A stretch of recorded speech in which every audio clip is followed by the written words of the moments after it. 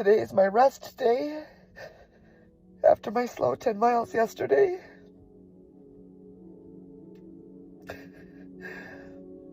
But the only thing I can do is get outside, find some fresh air, and pray for peace. My Republican family voted against Kamala specifically because they said she was going to drag us into World War III. But look at what we've got going on right now. Not only is he tweeting out incendiary comments like, Tehran, you all need to evacuate immediately. I told you so. It's too late. Millions of lives are going to perish because Iran didn't sign the agreement that I took them out of the last time I was in office. And even last night, making comments, maybe I will, maybe I won't. Nobody knows what I'm going to do. That's literally an interview he just gave last night about something as serious as whether or not he's dragging our country into a war we did not start and do not belong in. He's taking it with such a flippant attitude, whether he's going to allow our country that already has our bombs dropping on Iran, whether we're going to go proactively participate in preemptively slaughtering tens of thousands, hundreds of thousands. Hi guys, my name is Esther Daniel and you're welcome back to the channel. So let's be very honest from the start. This video is about how Donald Trump ran in 2024 saying no new wars, America first, and saying Kamala Harris would start World War III. But now, in early March 2026, the US is bombing Iran with Israel, big strikes, military sites, missile locations, top leaders, and Trump is now saying this war could last weeks, maybe longer. He also refuses to clearly say he will not send ground troops. That is not no new wars. That is a war. And the part nobody wants to say out loud is this. A lot of people online are now saying this war is not really about America. They are saying it is mainly about protecting Israel and taking out threats to Israel. So today, before I give my own opinion, I want you to listen to what people are saying online. Because the same people who screamed no endless wars are now watching their own sons and daughters in the military get sent into another one. Our soldiers are gonna be in Israel right now as we speak in order to defend the Israelis. Do the Israelis pay for our military? Are they the ones who are shelling out $1 trillion a year for our military?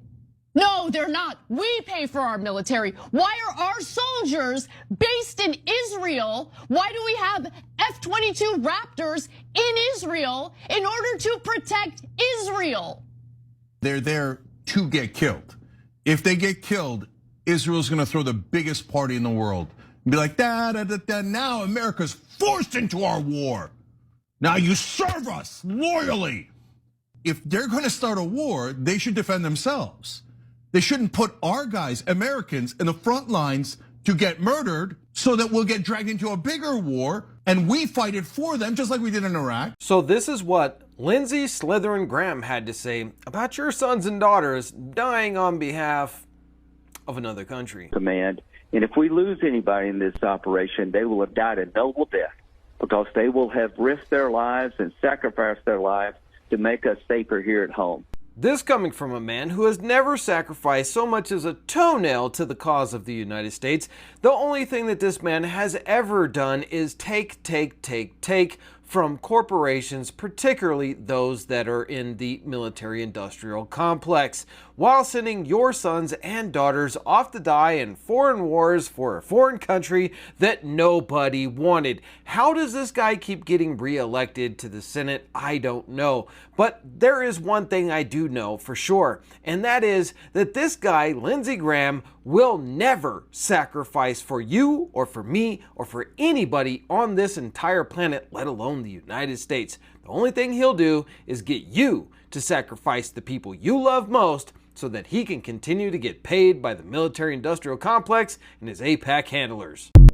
As a parent that voted for Trump and your son is in the military over there in Iran right now, and he's about to get blown to smithereens, or they might be one of the troops that are getting sent back home, how do you feel? Are you going to be on the news crying with them boo-hoo tears because they decided, hey, we're going to send your son to Allah? Like, don't you get up here crying with that shit. Don't nobody want to hear that shit. America ain't trying to hear that shit. You can say it's insensitive, but you know what's even more insensitive? Yo, vote for Trump.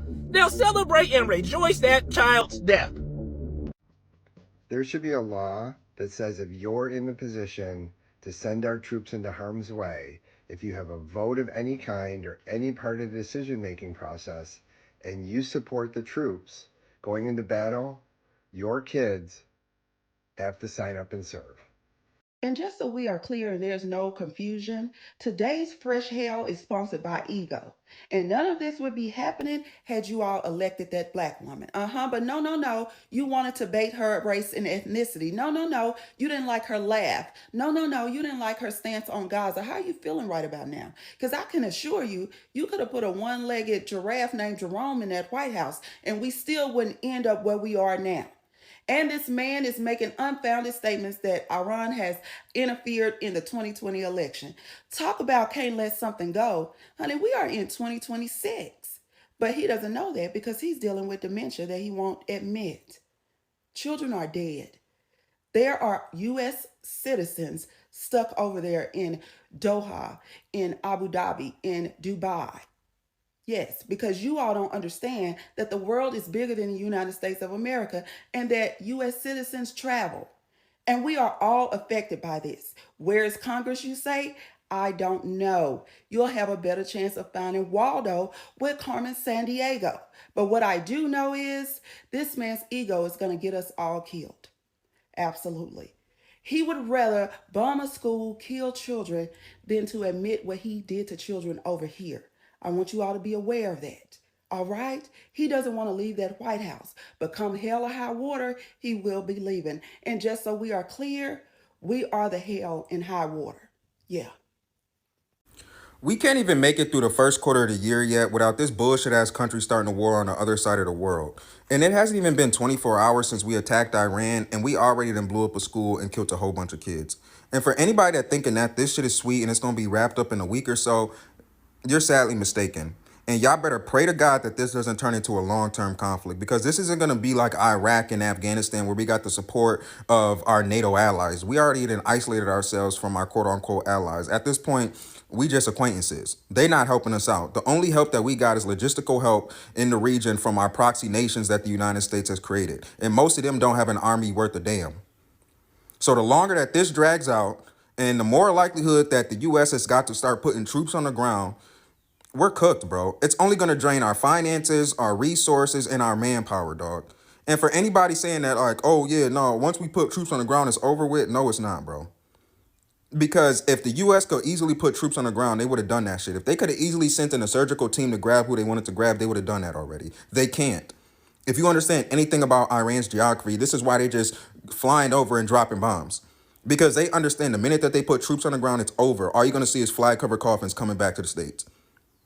And for anybody that's in this country that's rooting for it, which is probably some inbred MAGA fuck, I just want you to understand that Trump already said that casualties are a part of war. He doesn't give a fuck about your friends and family members that's going over there. So you can be a patriot, you can support the troops, you can say thank you for your service, all that type of shit. It don't fucking matter because Trump don't support the troops. So when your friends and family members come back with their legs blown off, with PTSD and all that type of shit, you can go point at the U.S. government and blame them. Because there is nothing that is justifying this war. Now we're at war with Iran. And he says, yeah, we're going to lose some troops. We're going to lose some good men and women. So sorry, folks, if you lose your sons and daughters. Somehow that makes America great, right? Okay, now let me talk. I'm going to say this very clearly. Trump did not run on no new wars unless Israel needs help. He ran on no new wars. He ran on America first. So please explain to me how bombing Iran for weeks is America first. Because right now, American soldiers are the ones being deployed. American families are the ones sitting at home scared. American kids are the ones wearing the uniform.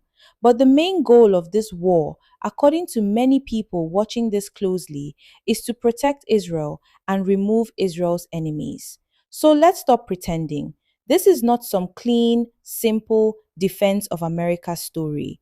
This looks like foreign policy being driven by another country's security needs. And I know some people don't like hearing that. But that is exactly what America First was supposed to stop. Now let's talk about the real burn. MAGA voters spent years attacking Black Americans and other critics for warning them.